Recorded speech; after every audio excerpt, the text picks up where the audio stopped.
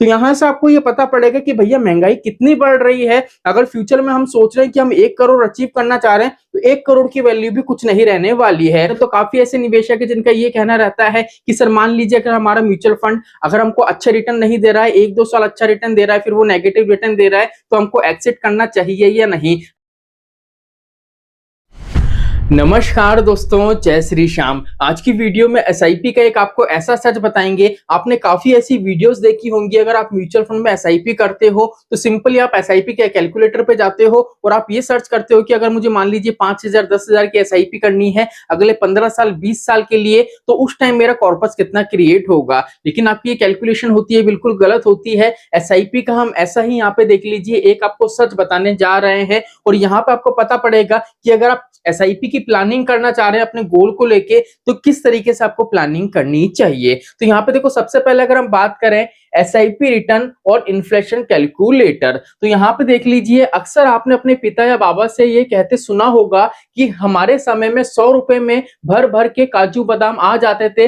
लेकिन अगर हम आज की बात करें तो मान लीजिए अभी आपकी उम्र 35-40 के बीच में है, अगर आज से ठीक हम 25 से 30 साल पहले देखें तो आपने देखा होगा 10 रुपए में भी काफी सारी चीजें आ जाती थी, हम इजीली नाश्ता कर सकते थे। लेकिन आज की डेट में बात करें 10 रुपए छोड़ो, 100 रुपए की भी वैल्यू यहाँ पे हमको नजर नहीं आती है। क्यों नजर नहीं आती है? क्योंकि यहाँ पे अगर हम देखें कंटिन्यू वे पे जो इन्फ्लेशन है, जो महंगाई है, मल्टीपल तरीके से यहाँ पे बढ़ती हुई हमें नजर आ रही है। अब यहाँ पे इतने साल में जब महंगाई इतनी बड़ी है तो नॉर्मल सी बात है, आपकी जो 5,000 10,000 की एसआईपी है वो आपके गोल को कैसे बीट करेगी। तो इसलिए यहाँ पे क्या है, देख लीजिए, हम थोड़ा कैलकुलेशन करेंगे। लिखा हुआ है impact of inflation on mutual fund, कि आपका जो म्यूचुअल फंड का इन्वेस्टमेंट है, चाहे एसआईपी करो चाहे लमसम करो, अगर आप इन्फ्लेशन की कैलकुलेशन नहीं करते हो तो फ्यूचर में जाके आपका जो कॉर्पस है उस पर काफी ज्यादा ये इंपैक्ट डाल सकता है। देख लीजिए, आपने कभी सोचा है कि आज से 20 साल बाद क्या होगा? क्या तब भी 10,000 रुपए की मंथली मार्केट कर पाएंगे? इसका मतलब है, मान लीजिए अगर आप 10,000 की आज एसआईपी करा रहे हैं,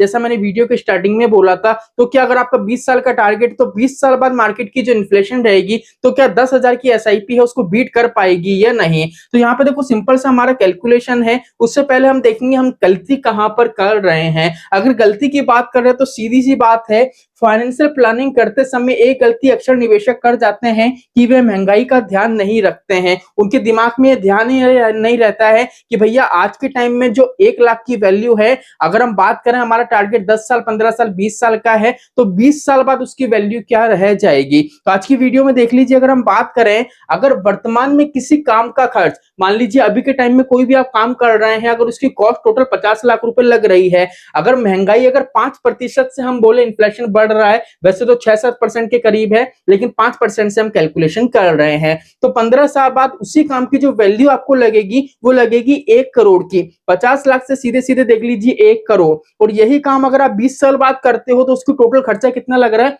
1 करोड़ 33 लाख का। तो यहां से आपको ये पता पड़ेगा कि भैया महंगाई कितनी बढ़ रही है। अगर फ्यूचर में हम सोच रहे हैं कि हम 1 करोड़ अचीव करना चाह रहे हैं तो 1 करोड़ की वैल्यू भी कुछ नहीं रहने वाली है। तो यहाँ पे देख लीजिए, अगर हम बात करें कि 10,000 की एसआईपी सर 15 साल बाद उसका असल वैल्यू क्या रहेगा। 10,000 की एसआईपी है, हम मान लेते हैं अगर आप स्टेबल फंड्स में निवेश करते हो, 12% का यहाँ पे रिटर्न हम कैलकुलेट कर रहे हैं। म्यूचुअल फंड का रिटर्न कभी भी फिक्स नहीं रहता है, इस चीज का विशेष ध्यान रखना। मार्केट के उतार चढ़ाव के हिसाब से रिटर्न अप एंड डाउन होता रहता है। यहाँ पे हम कैलकुलेशन कर रहे हैं इसलिए हमने कम से कम रिटर्न लिया है 12% का।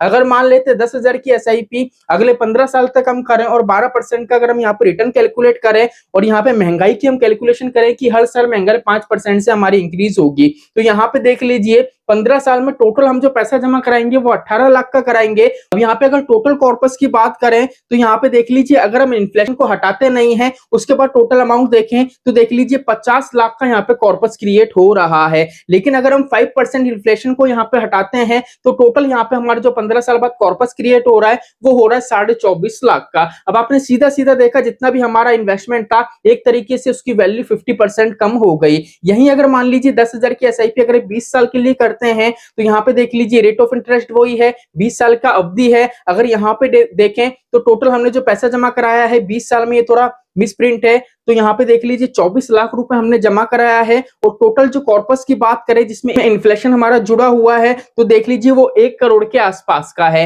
लेकिन यहाँ पे अगर हम इन्फ्लेशन को कैलकुलेट करके इन्फ्लेशन को अगर हमारे कॉर्पस में से अलग करें तो यहाँ पे टोटल वैल्यू देख लीजिए आपकी 38 लाख के आसपास का कॉर्पस आपको दिख रहा होगा। तो म्यूचुअल फंड में इस चीज का विशेष ध्यान रखना, अगर फ्यूचर में आपका गोल है कि सर मुझे 1 करोड़ 2 करोड़ 3 करोड़ जितने पैसों की भी आवश्यकता हो तो उस आवश्यकता को पूरा करने के लिए इस तरीके से प्लानिंग करो, उसमें इन्फ्लेशन है उसकी भी परसेंटेज ऐड करो, जिससे क्या है फ्यूचर में एक्चुअल कॉर्पस आपको पता चल सके। आई होप आज का वीडियो आपको अच्छा लगा होगा, कमेंट करके जरूर बताइएगा। अब हमारा जो सेकंड चैनल है जिसका नाम है वेल्थ गुरु विकास, उसकी लिंक मैं डिस्क्रिप्शन में दे दूंगा। हमारे सेकंड चैनल पे आज एक वीडियो आएगा, उसमें आज मैं आपको एक मिड कैप कैटेगरी का ऐसा फंड बताऊंगा जिसमें अगर बात करें तो काफी ऐसे निवेशक है जिनका ये कहना रहता है कि सर मान लीजिए अगर हमारा म्यूचुअल फंड अगर हमको अच्छा रिटर्न नहीं दे रहा है, 1-2 साल अच्छा रिटर्न दे रहा है फिर वो नेगेटिव रिटर्न दे रहा है, तो हमको एक्सिट करना चाहिए या नहीं। अगर इस तरीके की गलती से बचना चाह रहे हो तो वो पर्टिकुलर वीडियो देख लेना। जैसे ही वीडियो अपलोड हो जाएगा साइड में आपको शो हो जाएगा, अगर साइड में नहीं शो हो रहा है तो इसका मतलब है वीडियो अभी अपलोड नहीं हुआ है।